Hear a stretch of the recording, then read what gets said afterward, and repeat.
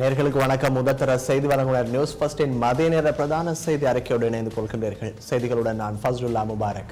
இன்றும் வடக்கு கிழக்கு உள்ளிட்ட அனைத்து பகுதிகளிலும் நடைபெற்ற ஏராளமான தகவல்கள் எம்பசம். அவை அனைத்திற்கும் முன்னர் தலைப்புச் செய்திகள்.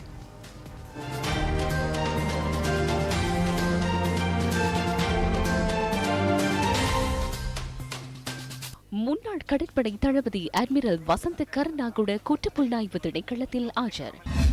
வரவு செலவு திட்டத்தினால் தமிழ் மக்களுக்கு நன்மை கிடைக்கப் போவதில்லை என மக்கள் விடுதலை முன்னணி தெரிவிப்பு. எரிபொருள் விலை சூத்திரத்துக்கான குழு இன்று மாலை கூட உள்ளது. களுத்துறையில் 24 கிலோகிராம் கேரள கஞ்சா பறிமுதல்.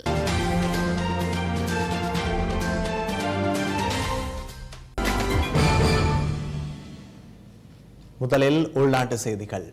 11 இளைஞர்கள் கடத்தப்பட்டு காணாமலாக்கப்பட்ட சம்பவம் தொடர்பில் வாக்குமூலம் அளிப்பதற்காக முன்னாள் கடற்படை தளபதி அட்மிரல் வசந்த கருணாகுட குற்றப்புலனாய்வு திணைக்களத்தில் ஆஜராகியுள்ளார். இன்று காலை 9 மணியளவில் குற்றப்புலனாய்வு திணைக்களத்தில் முன்னாள் கடற்படை தளபதி ஆஜராகியுள்ளார். 2008ஆம் ஆண்டு கொழும்பில் வெள்ளை வேனொன்றில் 11 இளைஞர்கள் கடத்தப்பட்டு காணாமலாக்கப்பட்ட சம்பவம் தொடர்பில் முன்னெடுக்கப்பட்டு வரும் வழக்கு விசாரணைக்கமைய குற்றப்புலனாய்வு திணைக்களத்தில் வாக்குமூலம் பதிவு செய்யப்படுகின்றது. இந்த விடயம் தொடர்பில் முன்னாள் கடற்படை தளபதி அட்மிரல் வசந்த கருணாகுட கைது செய்யப்படுவதை தடுக்கும் வகையில் உயர்நீதிமன்றத்தினால் கடந்த 7ஆம் திகதி பொலிஸ் மா அதிபர் உள்ளிட்ட பிரதிவாதிகளுக்கு உத்தரவு பிறப்பிக்கப்பட்டது. அதற்கமைய இன்று காலை 9 மணிக்கு குற்றப்புலனாய்வு திணைக்களத்தில் ஆஜராகி சம்பவம் தொடர்பில் வாக்குமூலம் ஒன்றை வழங்குமாறு முன்னாள் கடற்படை தளபதிக்கு உயர் நீதிமன்றம் உத்தரவிட்டது. இதன் பிரகாரம் முன்னாள் கடற்படை தளபதி அட்மிரல் வசந்த கருணாகுட குற்றப்புலனாய்வு திணைக்களத்தில் இன்று ஆஜராகியுள்ளார். கடந்த 4 வருடங்களில் 1500 பில்லியன் கடன் மேலதிகமாக சேர்க்கப்பட்டுள்ளதாக இலங்கை மத்திய வங்கியின் முன்னாள் ஆளுநர் அஜித் நிவாட் கப்ரால் தெரிவிக்கின்றார். தேசத்துரோக சக்திகளை இல்லாதொழித்து நாட்டை பாதுகாப்போம் என்ற துணைப்பொருளில் கண்டியில் நடைபெற்ற மாநாடு ஒன்றில் கலந்து கொண்ட போதே அவர் இதனை கூறினார்.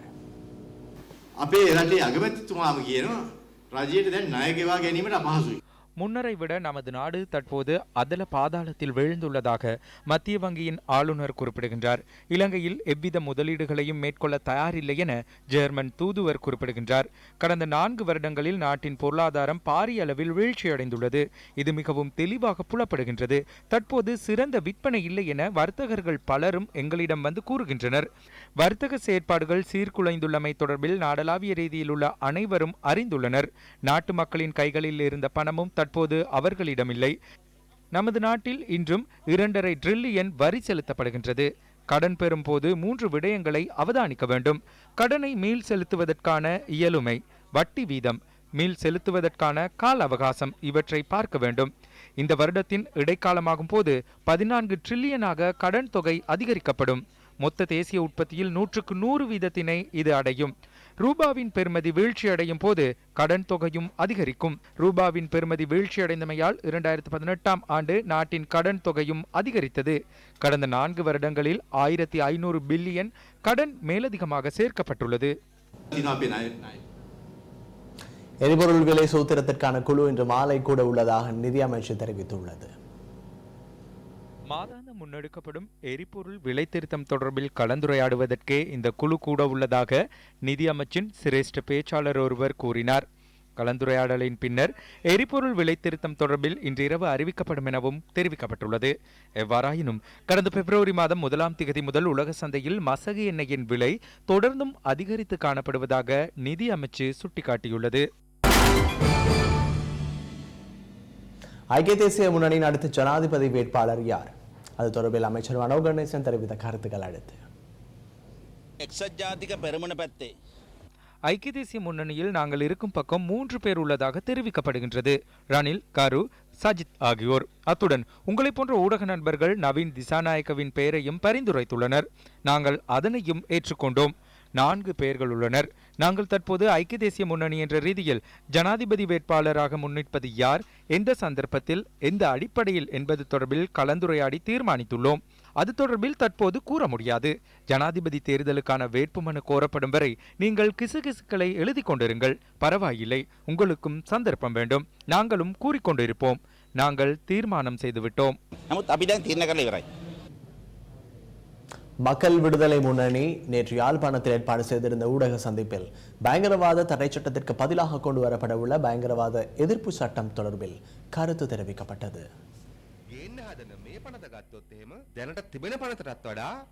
கொண்டு வருவதற்கு முயற்சிக்கப்படும் இந்த சட்டத்தை பார்த்தால் தற்போதுள்ள சட்டத்தை விட மிகவும் சர்வாதிகாரமானது, ஜனநாயக விரோதமானது. பயங்கரவாத தடை சட்டத்தை ரத்து செய்வதற்காக புதிய பயங்கரவாத சட்டம் வேண்டாம். இந்த ஜனநாயக விரோத சட்டத்திற்கு ஒத்துழைப்பு வழங்க வேண்டாம் என தமிழ் தேசிய கூட்டமைப்பில் உள்ள தலைவர்களிடம் கேட்டுக்கொள்கிறோம். இம்முறை வரவு செலவு திட்டத்திற்கு எதிராக வாக்களிப்பதாக மக்கள் விடுதலை முன்னணி ஏற்கனவே கூறுகிறது. தமிழ் தேசிய கூட்டமைப்பு இதன் அடிப்படையில் வரவு செலவு திட்டத்திற்கு வாக்களிக்க உள்ளது என கேள்வி எழுப்புகிறோம். ஐக்கிய தேசிய கட்சியின் பின்னால் செல்வதால் தமிழ் மக்களுக்கு விசேடமாக எதுவும் கிடைக்கப் போவதில்லை. பாராளுமன்ற உறுப்பினர் அப்துல்லா மாரூப் கென்யாவில் நேற்று நடைபெற்ற நிகழ்வு ஒன்றில் கலந்து கொண்டார். அதன் போது அவர் தெரிவித்த கருத்துக்கள் அடுத்து. ஆகஸ்ட் மாதத்திலே மாகாண சபையையும் அக்டோபர் மாதத்திலே இந்த நாட்டினுடைய ஜனாதிபதியை தெரிவு செய்கின்ற ஒரு தேர்தலையும் டிசம்பருக்கு இடையிலே அதை சந்திக்க இருக்கின்றோம். அடுத்த வருடம் மார்ச் மாதத்திலே நாட்டினுடைய ஆட்சியை மாற்றி அமைக்கக்கூடிய பாராளுமன்ற தேர்தலை மார்ச்சிலிருந்து டிசம்பர் ஆகஸ்ட் வரையிலே அதற்கான பதவிக்குள் சந்திக்க இருக்கின்றோம். நான் 30 வருட கால அரசியலிலே இந்த 3 வருடத்திலே பல நூற்றுக்கணக்கான கோடிகளை செலவு செய்திருக்கின்றேன். வெள்ளிக்கிழமை நாட்களிலேயே நாட்டில் அதிகளவான விபத்துக்கள் இடம்பெறுவதாக போலீஸ் தலைமையகம் தெரிவிக்கின்றது. நேற்று நண்பகல் முன்னெடுக்கப்பட்ட சுற்றி வளைப்பிலேயே கேரள கஞ்சா கைப்பற்றப்பட்டுள்ளது. கேரள கஞ்சாவுடன் 5 சந்தேக நபர்களும் கைது செய்யப்பட்டதாக போலீசார் தெரிவித்தனர். சந்தேக நபர்கள் களுத்துறை தெற்கு மற்றும் தர்கா நகரை சேர்ந்தவர்கள் என தெரிவிக்கப்படுகின்றது. சந்தேக நபர்கள் 5 இன்று களுத்துறை நீதவான் நீதிமன்றத்தில் ஆஜர்படுத்தப்பட உள்ளனர். வெள்ளிக்கிழமை நாட்களில் மாலை 4 மணி முதல் 8 மணி வரையான காலப்பகுதிக்குள் விபத்துக்கள் ஏற்படுவதாக போலீஸ் போக்குவரத்து பிரிவின் பொறுப்பதிகாரி பிரதி போலீஸ் மாதிபர் அஜித் ரோகன குறிப்பிட்டுள்ளார். கடந்த வருடத்தில் சுமார் 35,000 வாகன விபத்துக்கள் இடம்பெற்றதுடன் 20 முதல் 40 வயதுக்குட்பட்ட சாரதிகளே இதற்கு காரணமாக அமைந்துள்ளமை கண்டறியப்பட்டதாகவும் அவர் தெரிவித்தார். இதேவேளை மதுபோதையுடன் வாகனத்தை செலுத்தும் சாரதிகளை கைது செய்வதற்கான நடவடிக்கைகளை இன்று முதல் தொடர்ச்சியாக முன்னெடுக்க உள்ளதாகவும் பிரதி போலீஸ் மாதிபர் அஜித் ரோகன கூறினார்.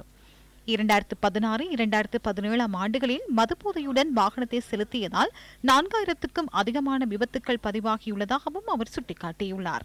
கடந்த வருடத்தில் மாத்திரம் முன்னெடுக்கப்பட்ட சுற்றி வளைப்புகளில் மதுபோதையுடன் வாகனத்தை செலுத்திய 1,50,094 பேர் கைது செய்யப்பட்டுள்ளதாகவும் போலீஸ் போக்குவரத்து பிரிவின் பொறுப்பதிகாரி பிரதி போலீஸ் மாதிபர் அஜித் ரோகன மேலும் கூறியுள்ளார். களுத்துறை அலுத்கம தர்கா நகர் பகுதியில் முன்னெடுக்கப்பட்ட சுற்றி வளைப்பில் 24 கிலோகிராம் கேரள கஞ்சா கைப்பற்றப்பட்டுள்ளது. நேற்று நண்பகல் முன்னெடுக்கப்பட்ட சுற்றி வளைப்பிலேயே கேரள கஞ்சா கைப்பற்றப்பட்டுள்ளது. கேரள கஞ்சாவுடன் 5 சந்தேக நபர்களும் கைது செய்யப்பட்டதாக போலீசார் தெரிவித்தனர். சந்தேக நபர்கள் களுத்துறை தெற்கு மற்றும் தர்கா நகரை சேர்ந்தவர்கள் என தெரிவிக்கப்படுகின்றது. சந்தேக நபர்கள் 5 இன்று களுத்துறை நீதவான் நீதிமன்றத்தில் ஆஜர்படுத்தப்பட உள்ளனர். வடமராட்சி கிழக்கு மருதங்கேணி பிரதேச வைத்தியசாலையில் வைத்தியர்கள் இல்லாமையை கண்டித்து வைத்தியசாலை முன்றலில் முன்னெடுக்கப்பட்ட உண்ணாவிரத போராட்டம் தற்காலிகமாக கைவிடப்பட்டுள்ளது. மருதங்கேணி பிரதேச வைத்தியசாலைக்கு நியமிக்கப்பட்ட வைத்தியர்கள் சேவையில் இல்லாமையை கண்டித்து நேற்று இந்த உண்ணாவிரத போராட்டம் ஆரம்பிக்கப்பட்டது. 15க்கும் மேற்பட்ட மக்கள் இந்த உண்ணாவிரத போராட்டத்தில் ஈடுபட்டனர். சம்பவ இடத்துக்கு வருகை தந்த மருதங்கேணி பிரதேச செயலாளருக்கு கனகேஸ்வரன் உண்ணாவிரத போராட்டத்தில் ஈடுபட்ட மக்களுடன் கலந்துரையாடினார். 1 மாதத்துக்குள் மக்களின் இந்த பிரச்சினைக்கு தீர்வு வழங்கப்படும் என தெரிவித்ததைத் தொடர்ந்து உண்ணாவிரத போராட்டம் கைவிடப்பட்டது. பிராந்திய சுகாதார சேவை பணிப்பாளரிடம் தெரிவு செய்யப்பட்டதற்கு அமைவாக அவர் உடனடியாகவே இந்த இப்படியாக வைத்தியர் இல்லாமல் போகின்ற நிலைமை நான் எதிர்காலத்தில் இல்லாமல் செய்வதை உறுதிப்படுத்தி இருக்கின்றார் சுகாதார வைத்திய பணிப்பாளர் டாக்டர் தேவனேசன் அவர்கள். அதனை இந்த வைத்தியர்களின் பிரச்சனை மிகவும் வேகமாக தீர்த்து வைக்கப்பட வேண்டும். அவர்களும் அது வேண்டுகோளை ஏற்று இன்றைய தினம் அடையாளமாக இந்த உண்ணாவிரத போராட்டத்தினை தற்பொழுது தற்காலிகமாக இடைநிறுத்தி இருக்கின்றார்கள். உரிய அதிகாரிகள் நிறைவேற்றி கொடுக்க வேண்டும். அதற்குரிய ஏற்பாடுகள் நம்மால் செய்யப்படும் என்பதையும் இந்த சந்தர்ப்பத்தை தெரிவித்து தமிழர்களின் பாரம்பரிய கலைகளுள் ஒன்றான காமன் கூத்து மாத்தரை தெனியாய அபிலிபிட்டிய கொலன்ன ASP பிரிவு தோட்டத்தில் சிறப்பாக நடைபெற்றது.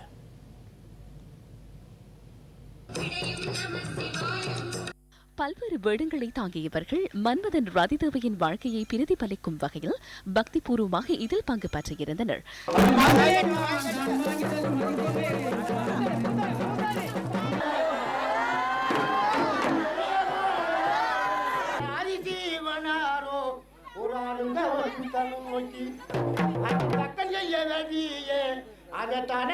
வந்த முருகன்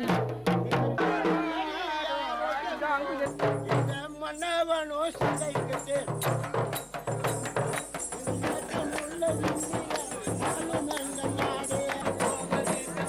தெனியாய பகுதியை சேர்ந்த பெரும் எண்ணிக்கையிலான மக்கள் காமன் கூத்தை பார்வையிட வந்திருந்தமை குறிப்பிடத்தக்கது.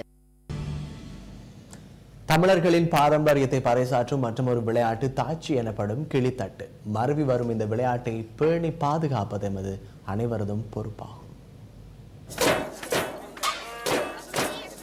யாழ் நவாலி தென்றல் விளையாட்டுக் கழகம் ஏற்பாடு செய்திருந்த கிளித்தட்டு சுற்றுப் போட்டி நேற்று நிறைவுக்கு வந்தது. நவாலி தென்றல் விளையாட்டுக் கழக மைதானத்தில் மின்னொளியில் நடைபெற்ற போட்டியை கண்டுகளிக்க நூற்றுக்கணக்கானோர் திரண்டனர். தொடரில் 40 அணிகள் பங்கேற்றன. ஆனைக்கோட்டை சித்திவிநாயகர் மற்றும் சண்டிலிப்பாய் வசந்தஸ்ரீ ஆகிய அணிகள் இறுதிப் போட்டியில் விளையாடின.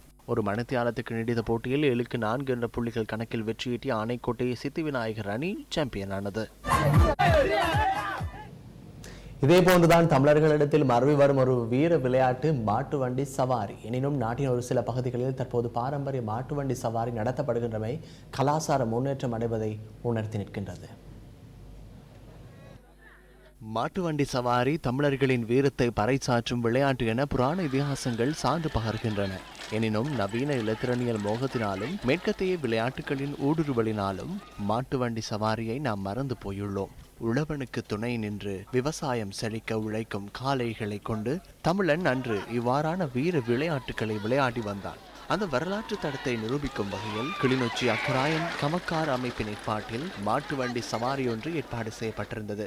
அக்கராயன் சவாரி திடலில் நடைபெற்ற போட்டியில் யாழ்ப்பாணம், கிளிநொச்சி, வவுனியா, முல்லைத்தீவு, மன்னார் உள்ளிட்ட மாவட்டங்களைச் சேர்ந்த 78 ஜோடிகள் பங்கேற்றன. போட்டிகள் 3 மணித்தியாலங்களுக்கு நீடித்தன. போட்டிகளில் ஏ பிரிவில் அளவெட்டி ஜோடி முதலிடத்தை பிடித்ததோடு பி பிரிவில் வட்டக்கச்சி ஜோடி முதலிடத்தை அடைந்தது. சி பிரிவில் அளவெட்டி அணியும் டி பிரிவில் மாட்டுவில் அணியும் வெற்றியேற்றின. இ பிரிவில் ரெட்பானா அணி சாம்பியனானது.